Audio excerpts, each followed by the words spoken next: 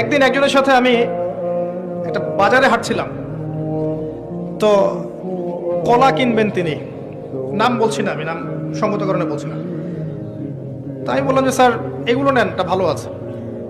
সে বেছে বেছে কিছু কিছু নষ্ট কলা কিনলো, একটু একটু নষ্ট। তো কেনার পর আমাকে বলছে যে আমি কলাটা কেন কিনলাম জানো? স্যার বলেন কি জন্য?